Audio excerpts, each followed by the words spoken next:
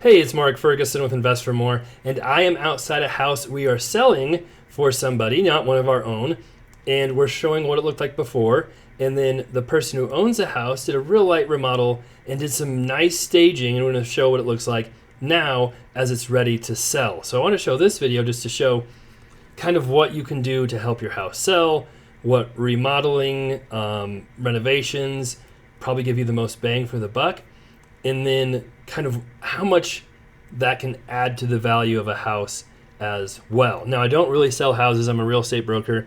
I just kind of sell a couple houses, honestly, every couple of years for friends and family, and that's about it. Mostly, I do my own investing, my own flips, my own rentals, have some businesses and things like that. But we do help people once in a while in this situation. So this was a rental for many, many years. The tenants moved out, and the owner of this property decided to sell it. And so they had us walk through it, look at it, and say, hey, here's what you could do. Here's what you can do to sell for more. Here's maybe what you should do for the biggest bang for your buck. And it can be a little tricky because you don't always know what the best bang for the buck is or what it's going to look like once you remodel. There's all kinds of different things that go into this. But for the most part, this house looks pretty old and pretty dated right now. And it's paint, it's carpet, it's some light fixtures, and doing those things can just do absolute wonders for houses. Now in our flips, we often, go a little farther, do more stuff, and sometimes even some of the agents in my office tell me I do too many things, I shouldn't fix them up as nice as we do. But I think it helps them sell, and since we're doing a lot of other stuff, I think it makes sense. But in this one, they didn't do as much as we would have done, and we'll have to see if that hurts it selling or if it'll be okay. I think it'll be okay. But like in this kitchen, you could say, oh, this kitchen's kind of old. We're just going to completely gut it, redo it, spend $10,000, $15,000 on new cabinets and counters and appliances. But this investor did not do that. You've got the locked pantry to keep people out, which is kind of weird. So we'll show you what they did to this kitchen in just a little bit. But that can add a lot of money. So will a $15,000 kitchen add $15,000 to the price of a home? Maybe, depending on how bad the kitchen is. If it was, had broken cabinets and broken counters and was completely unusable, yes, for sure it could. But if it's usable and it's just a little older, it might not add that much. And a lot of it's just the overall feel of a house too. It's real hard to say, oh, if we replace carpet, it's going to add $10,000. Or if we paint the house, it's going to add $8,000. It's more like if you do paint, you do carpet, you do some minor work, all that could add $30,000, $40,000 to the price. Because if you do carpet, but you don't do paint, then that might cancel out, the value add because the paint still looks bad. So you kind of have to do it all at once and look at it as a big picture and not individual repairs, which I know a lot of TV shows do, and they try and make it, much more cut and dry. I've never liked that outlook because it has to be done in conjunction with other repairs, or you might not add any value at all, just doing one individual repair. This basement was kind of weird because it had this office, had an office we were just in, but the furnace comes off it, so you can't call it technically a bedroom because you can't have your only access to a furnace from a bedroom per code. This one has an egress window closet. It's definitely a bedroom. Upstairs has 3 bedrooms. Now, you could go crazy and try to somehow add a door, change the access to that furnace room. It would be a little tricky because there's not room right there, but you could try. The thing is, adding a 5th bedroom to an already 4-bedroom house isn't going to add much value. It probably won't do much at all. A 4-bedroom plus office versus a 5-bedroom house doesn't have a whole lot more value, so it's probably not worth doing it. This is back to the lower level. This is a 4-level home. And you've got a half bath here. Again, you could gut this bath, do all new vanity, new toilet, new, all kinds of stuff. You can also put new windows in this house, which we'll show you if they did or did not do, which could be very, very pricey. So you could also do new doors in this house, which could be very, very pricey. There's, just so many things you can do, but maybe that you don't need to do to get maximum return on investment. And like I said, it's not always cut and dry which ones will be the best and which ones won't be. And a lot of it too, especially for people who aren't investors, for homeowners, It might be what's in your budget. A lot of people don't have $30,000-$40,000 to spend remodeling a house, so you've got to be very careful what you do spend your money on. If you want to spend $15,000 to $20,000 on a kitchen, but that means you can't do paint and carpet, you're probably much better off leaving the kitchen, doing the other stuff. Again, this bathroom, a little bit outdated. You could gut it, but it's all functional. It's all in good shape. So it's not a huge detraction from the house, and it might not be worth redoing. People have different opinions on popcorn ceiling. There's popcorn ceiling throughout. Of course, the carpet needs done. That's a given the more we see it. But a lot of people hate popcorn. Some people don't care at all.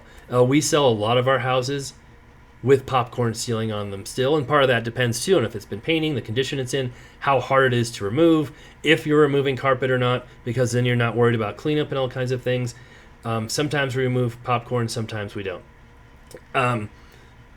Again, it might add value for some people, it might not add any for other people, so that's a tricky one. But I could see going either way on it, and it also depends on what kind of popcorn, because some popcorn's real subtle and just a little textury, and then there's some crazy popcorn that is literally the size of popcorn kernels, and if it's like real crazy and real obnoxious, that popcorn usually makes more sense to get rid of than the more subtle popcorn. So like I said, this house wasn't awful, wasn't bad, but it definitely could look a whole lot better. And we'll show you, they staged it too, and we'll show you what the staging does as well, although the new carpet and paint and other things help too. So this house, if we had left it in this condition, probably worth $400,000 to $410,000, in that range. It's hard to say. It could be less. It's tricky to know what people will pay, what they won't pay, but probably in that range. Now, if you did a full gut, redid everything, changed all the kitchen, bathrooms, just went nuts, you might get $470,000, but this neighborhood's kind of capped at that point. Even if you do a crazy remodel, spend $100,000, it might not be worth more than that $470,000. We talked about that in some other videos recently on house flipping and how they can't just raise prices to whatever they want. So that's probably not the best option, because you might spend $50,000 doing everything, and then it's really not adding that much value overall.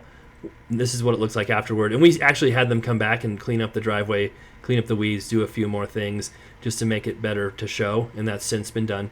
But if you do kind of a not minimal, but medium cosmetic upgrade remodel, you're probably around $450,000 in that range. And that's probably, I don't know exactly how much they paid for this remodel. I could ask them.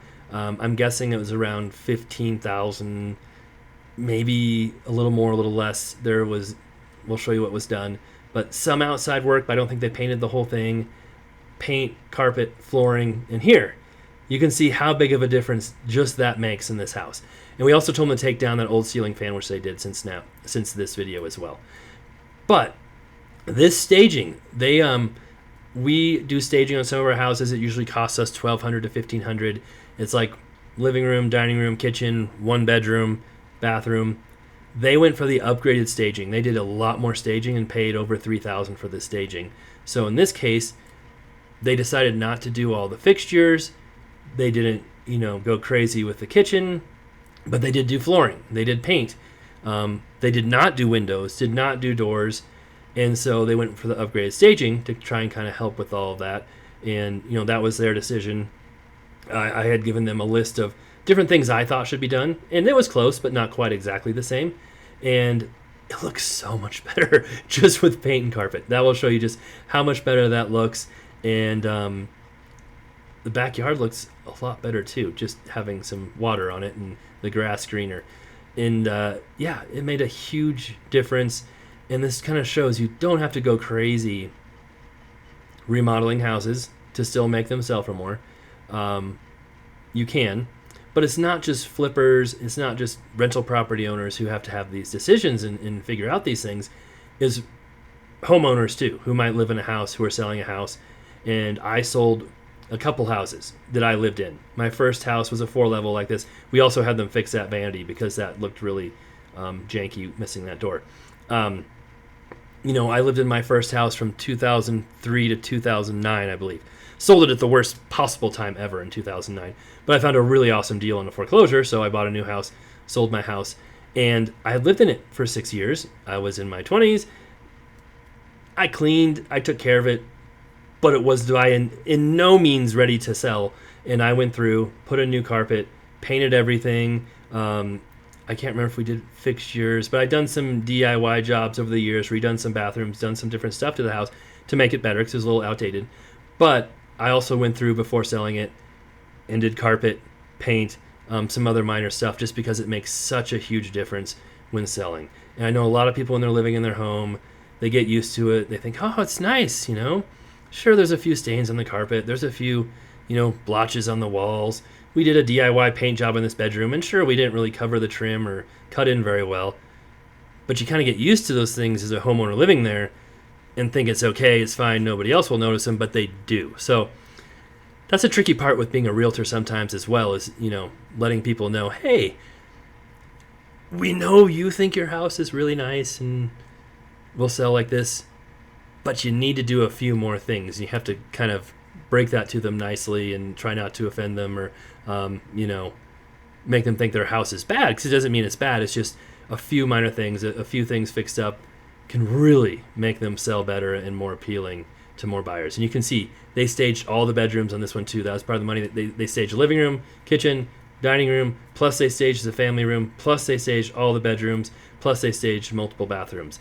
And they have I think they used upgraded furniture too, and it looked really good. I thought they did a really good job. It's a staging company here in local northern Colorado. We use, I think, is it Colorado Staging? I'm not sure. I think there was a sign in the last room that had their name on it. So, but yeah, I don't deal with that side of it. That's Nikki, my project manager, who deals with that and how we figure all that out. So in this case, staging, cosmetic items made a huge difference, massive difference. We just listed the home for $449. I'm thinking that should get it sold, but another thing to consider is fall is often the worst possible time to sell houses. People are going back to school. They're very busy. They don't want to move. They don't want to buy houses. So a lot of people say winter is worst. I actually think fall is way worse, and you often see prices kind of come down a little bit this time of year too. So people are saying it's slow, prices are dropping. Yep, that happens almost every year this time of year. Then it starts to pick up actually towards the start of the year. After the holidays, it really picks up. The start of the year, things get going pretty good. So that's the house. That's the remodel. We've got it listed. And I'll try and do an update on a post or something on if it goes under contract and sells, but sometimes I forget. But people are always welcome to comment and ask me in other videos, and I usually try to respond. All right, thanks for watching. We'll have other videos of our flips, our rentals, our businesses coming up here soon, and maybe some more crazy stories like the Venezuelan gang thing we've been following in Aurora, which is about 50 miles away from me. All right, we'll be back soon.